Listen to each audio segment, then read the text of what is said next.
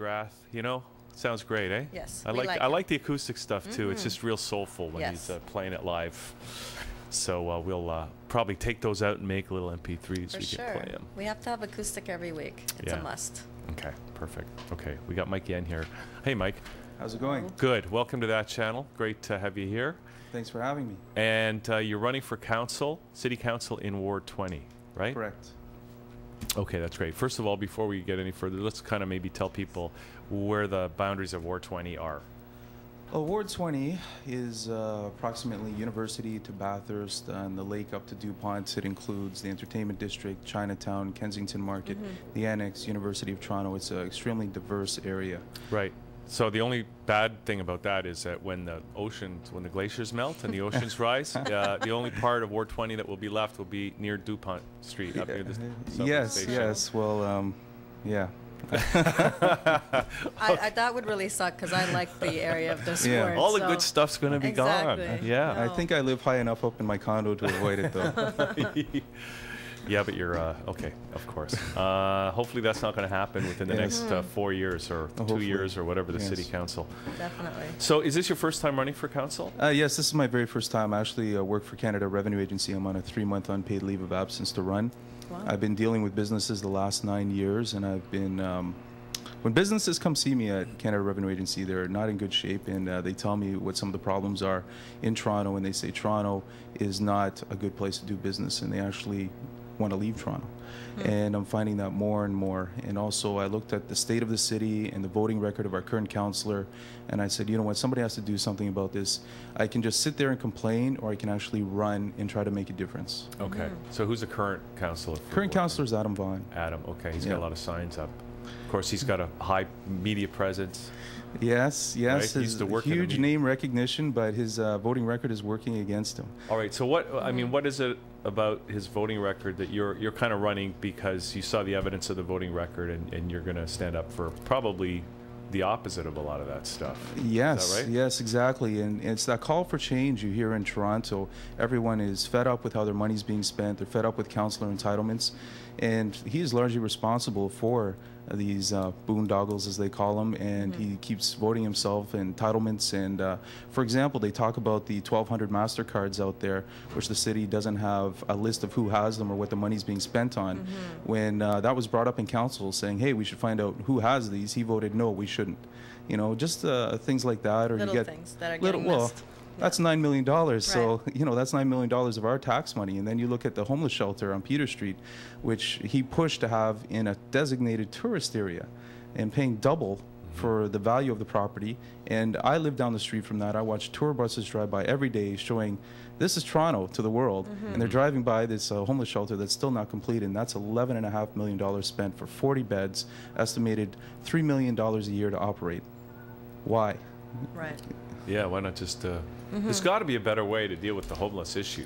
Well, you know what? I look at Habitat for Humanity, and they can build a whole home for $130,000. And there's some great nonprofit charities out there where people actually care and they work hard and volunteer their time. Absolutely. Let's take the city out of the business of homelessness, right? Because the money's not getting to the homeless. It's just going to construction workers, planners, $1 million for rooftop patio. Why do homeless people need a rooftop patio? Well, I need a rooftop patio. I can't imagine why a homeless person wouldn't need one too. Maybe the city should build us all a rooftop patio. That's a good idea. Is that one of your priorities though? Like what is your main focus? Because I like the fact that you're talking about the homeless or where you can save money. But is that one of your main priorities, or is there other stuff that's... Well, yes, it is a main priority. Is if we spend the money in the right places and get proper value for our dollar, we can actually help those in need. Right? We have the extra money to spend on them, but it's also making this a business-friendly environment. We have the highest commercial property taxes in the region. It's very tough for businesses to survive, even small businesses. And small businesses make up the unique communities like Chinatown, Kensington Market. And when they close down, we lose that unique heritage of that community. And even, for example, the new bylaws passed on the last day of council, they outlaw rooftop patios and backyard patios south of Bloor. The existing ones can stay because they're grandfathered, but any change in the lease They're gone. For example, why did they? What's the rationale for that? They're saying noise complaints, but I live behind Wayne Gretzky's patio, and it is great, and I don't have any problems with the noise there. But if Wayne Gretzky's closes and somebody wants to open another Wayne Gretzky's, forget it. You're not allowed. They don't have it. That's right. And it's just these new laws and regulations, they're just squeezing the life, the vibrancy out of the downtown core. And this really upsets me and a lot of the people that live down there, because we moved into those condos downtown because we like the vibrancy of the city. And to watch it being squeezed out and all these businesses closing and moving out, it's so you want to preserve the culture. Exactly. But you mentioned that you have some businesses behind you and supporting you with this. Now, what kind of businesses are we talking about? Because I know it affects pretty much all kinds of people. Yes. Is there a group of businesses that are more behind you, like restaurants? Or? Yes, the restaurants are strongly behind me, and it's difficult to operate a restaurant. The margins for profit are very low, and when they're enforcing, for example, the sandwich board signs law, where you can't put out a sandwich board unless you have at least 20 feet of frontage, right? That hurts those small little businesses that advertise themselves, or you're not allowed to have a sandwich board if you're on the second floor even. It's a lot of restaurants jumping on board. A lot of businesses on Queen Street, on Bloor Street, and the word is really starting to spread. And even the property owners are saying, you know what, our taxes keep going up and up and up. Are we getting more services? No, we are not. Right. And that is a major concern. Value for our tax dollars, respecting the taxpayer. Okay, so that's just trying to get a sense of your platform here. So obviously it sounds like, with your experience that you mentioned at the Canada Revenue Agency, so you're really here to bring you want to support the businesses, right? Yes. And you want to create an environment that's good for business. Yes, a good business environment, and that creates jobs, it creates the vibrancy of the area. But it's more than that too. It's also about transportation. I would love to get the downtown relief line built down there. I think, and also bike lanes even. Like, I've got a lot of things on my platform. Like, Ward 20 has a huge bike lane hole, and it doesn't make sense. Why didn't these bike lanes not attach? Like, it's safety reasons, right? Yeah. Just this summer alone, I watched 3 cyclists get carried off in ambulances on streets without bike lanes. And I'm not saying if the bike lane was there, it would have happened or not. They could still have gotten hit. But it's just the feeling of safety for the cyclists and the cars knowing, hey, there's a bike lane there, right? I think that would really help. And there's a lot of families on bikes. So you don't agree with Rob Ford when he says that, like, roads are really built for cars and the bikes, they're going to get hit. And maybe pedestrians as well. Like, just get off the road. Roads are for cars. But where did they go then? Because you can't be on the sidewalk with a bike. And yes. And there's a lot of people with their kids, and I'm going to be one of those people. Yeah. And I'm for the bike lanes. Well, let me tell you a story about Rob Ford. I heard Rob Ford say this about bike lanes, and then he came down to Ward 20. Yeah. And I ran into him, and I said, Rob, take a look around. Look how many bikes are down here. We need these bike lanes to connect. And he goes, you know what, Mike? Whatever the people want, I will do. And I said, well, listen, Rob, I have a bike lane plan on my platform. Let me email it to you. So I did, and he looked at it, and then I saw him again. He goes, yeah, Mike, it's reasonable. And if this is what the people really want, then he'll do it, right? So, people might think he's against bike lanes, but from what he's told me, he just wants to do what the people want. And he's not a downtown guy, so I don't think he understands a lot of... Oh, really? Right. Yeah, he's a suburbs guy, right? Okay. So I think if it's just he spends more time downtown and understands the culture and the way things are down here, I think he'll embrace it and help out. All right, okay. So pro-business, which is good, which is great, because... Pro-community. Yeah? Okay. Yeah. But what's going to happen? Because it seems to me the real... Well, let's see. Because, yes, I think it's true. City spending is kind of out of control. Right? Very. And the city does provide a lot of services for people, right? Yes. So I think the big concern is that whoever's coming in and is going to try to grapple with the money spending problem, as soon as they start to cut, they're going to start to cut some of the services. Now, we know there's lots of waste. Yes. We do know there's lots of waste. And in theory, when guys like Rob Ford and yourself talk about we can cut the waste without cutting services. Yes. I think it's probably easier said than done, because the whole city council, the city expenditure, the city as an organization, it's just a huge bureaucracy. It's very difficult to, it's a big ship to turn around. Well, I'm not saying it all has to be done at once. Right after the election, we just cut everything. You cut out a lot of the waste, right? And definitely the services that help the people that are in need to stay there. right? We need to keep those essential services running. But you look at, for example, tearing down the Gardner Expressway for a cost of $360 million, which Adam Vaughan voted in favor of. That kind of expense we can't afford, and it's just a lack of understanding of the area. Like, it's already a parking lot trying to get out of the city going onto the Gardner. Imagine the Gardner disappears. Sure. It's ridiculous, and that type of spending we have to eliminate. Right, that kind of thinking, the $11.5 million homeless shelter. So I don't think any of the essential services will be touched, and I'm actually for making the TTC an essential service because so many people, and there's a stat in Ward 20 that 60% of the people do not have cars. Right, if you're going to work and you rely on the TTC, if you're a student going to school and the TTC goes on strike, well, what happens? How are you going to get to school? How are you going to finish your courses? How are you going to get to work? It's going to hurt the economy of the city so much more. But maybe if we got rid of bike lanes, more people could drive cars in the city. Well, we're trying to get rid of the cars, aren't we? Well, that's the thing too. But in your ward, you have the Spadina streetcar. How do you feel about the streetcar? Oh, well, you know what? That actually works quite well. Okay. There are certain streetcars that work well, but there are some that do not. And, you know, as, you know, I drive as well, and getting stuck behind those is very frustrating. You know, cyclists complain about their tires getting stuck in them. And I've seen streetcars break down, and then that's it. Like, it's total chaos, right? So in that regard, I think certain ones can stay. Certain ones, I think, should actually be moved out, and maybe we get some nice green buses in there in the short term until we expand the subway. Yeah, I don't know though. As a transit rider, the experience of riding a streetcar is so much better than riding a bus. We love the streetcar, that's for sure. And I think what really needs to happen is that they need to do what they've done in St. Clair. Like the Transit City plan does that a lot, is create special transit-only lanes. Because I think we really need more public transit, not making it easier for cars, because it's just going to get more and more cars on the road. It's only going to get worse for cars. We need to think transit. I agree, and I don't think we should be forcing people off the roads. We should be encouraging them to take public transit. But the reality of the situation is we don't have that public transit infrastructure, right? So people are driving, right? Yeah. And also, where are they parking their cars? If they're coming from the outskirts, they need to park their cars somewhere to hop on that subway. Yeah. We don't have enough places for them to park their cars. Absolutely. And the Transit City plan, I don't like it out in Scarborough. I used to live in Scarborough, and I don't think it fits the needs out there. And, you know, if it's done properly, like St. Clair was done poorly. It went over budget. It pushed over length and time in construction. It killed a lot of businesses in the area. If it's done properly, managed properly, then maybe it can work. But we have to get that under control first and prove to the people, the residents, the businesses, that we can do this without affecting them negatively.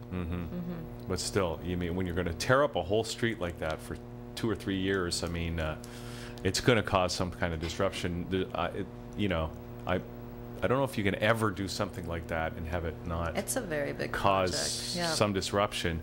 You're going to have a long-term gain, but there's going to be some short-term pain, as there obviously was. Well, that short-term pain, we might look at it as being small, but you know what? That's somebody's business, somebody's livelihood, somebody's life savings that were lost because of that.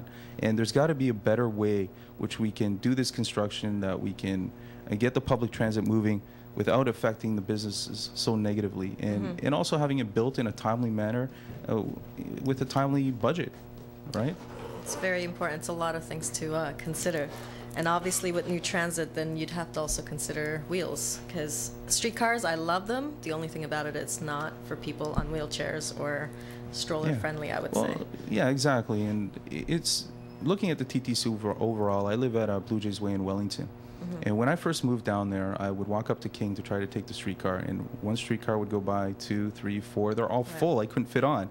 So I just said, forget it. I'm walking over to St. Andrews Station. But what about the elderly, or what about people who are disabled? They can't make that walk. Right? So those are some other issues we got to look at. Okay. For sure. Okay. So anything else? What are some of the other aspects that you want to talk about in terms of serving the people in Ward 20?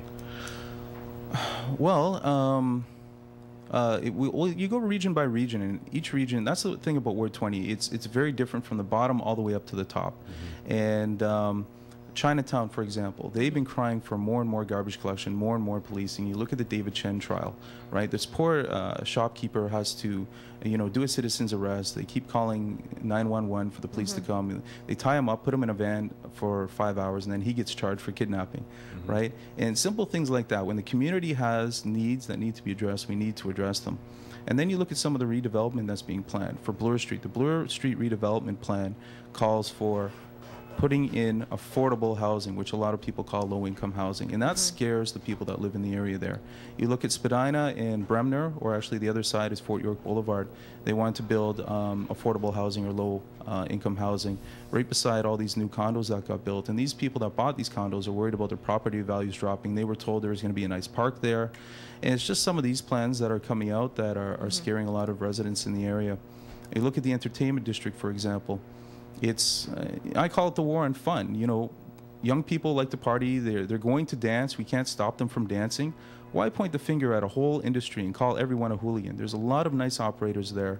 That used to be, we used to have great tourism. A lot of cities would die to have the kind of tourism that we had down there. And by Adam Vaughan pointing the finger and calling everyone a hooligan and killing that industry was wrong.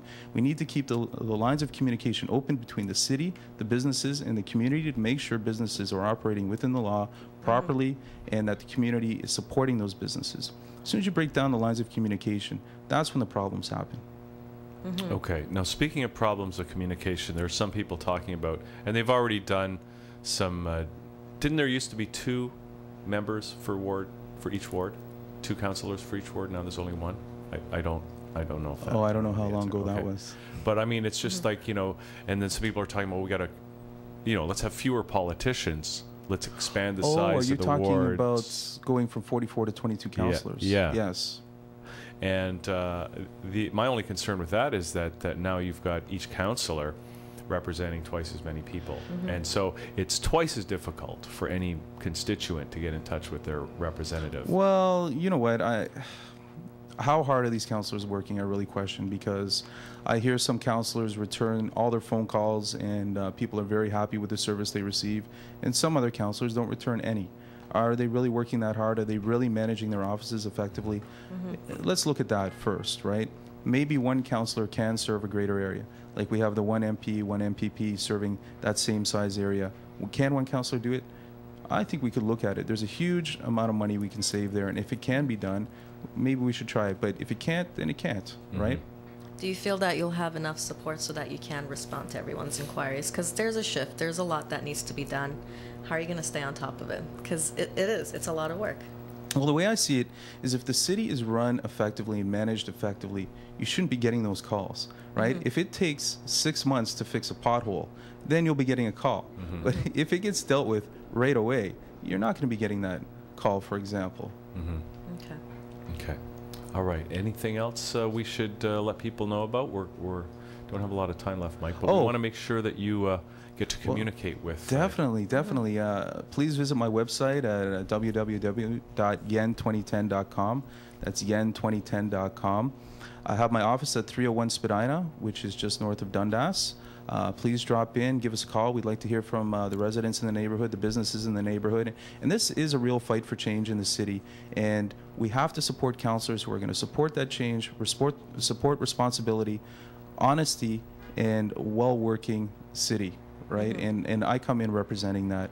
And I just have to reach out to the people. And I'm knocking on so many doors and talking to them and getting a lot of positive response. And that's, what are you hearing from the people as you talk to them, as you go door to door? Like what's the kind of sense out there, the electorate, as we get closer and closer to the election? Well, yes, I hear that a lot of people say that their calls aren't being returned, their emails aren't being returned, they don't feel City Hall's listening to them, they're fed up with the way they're spending the money, and there is a lot of anger. There's a lot of anger at this current regime, and they want change.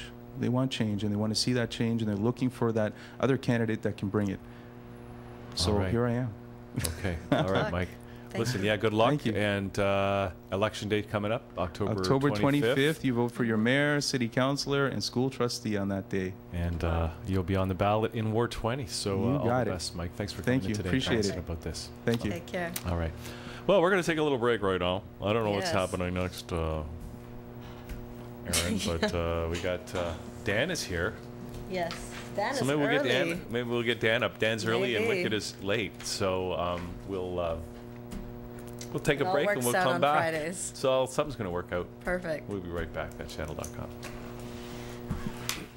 Is it really?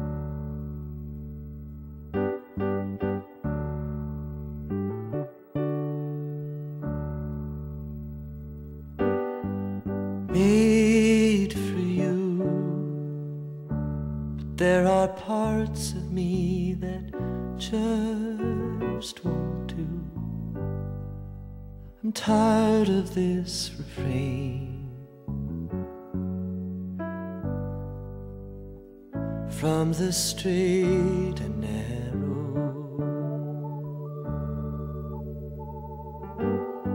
A house and kids, is that the way you want to live?